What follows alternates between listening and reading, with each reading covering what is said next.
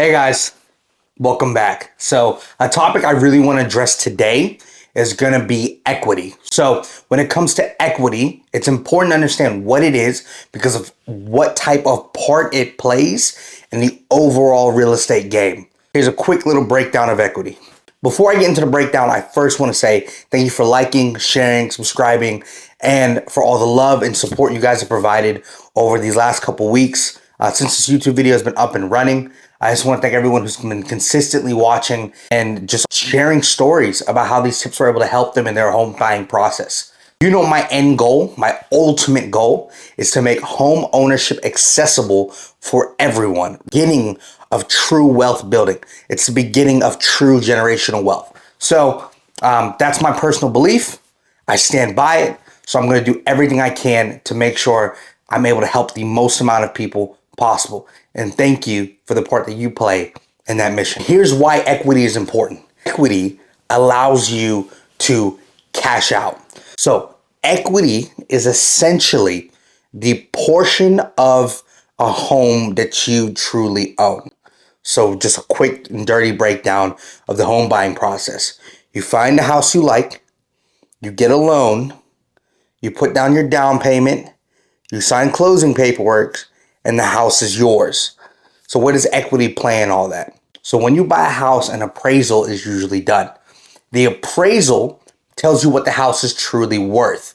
So let's say you're about to buy a house and the house is worth $300,000, right? If the house is worth $300,000 and you put 20% down, it means that you've put about $60,000 into this home. That's important because that means that you own 20% of that home free and clear. We only know that because when you go and sell that house and you sell it for $300,000, your net walkaway would be somewhere around that $60,000 range.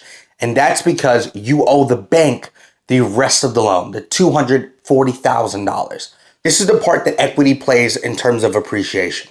So if you take a $300,000 house and you put 20% down on it, which will be a $60,000, you own 20% of the house. The bank, because it financed the rest, owns 80% of that home.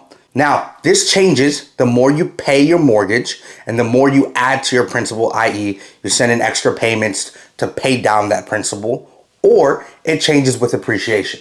So if your property appreciates, let's say your $300,000 property is now worth $400,000, that's $100,000 of appreciation, your $60,000 equity stake becomes $160,000 because the asset that you own has appreciated. That's how equity works. It grows with appreciation, it grows with payment. Simultaneously, it gives you something that you can leverage on the back end. So let's say you choose to sell that house after it appreciates at 100K. Your walk away, if you sell it for the $400,000, is going to be around 160K because that was your equity in it.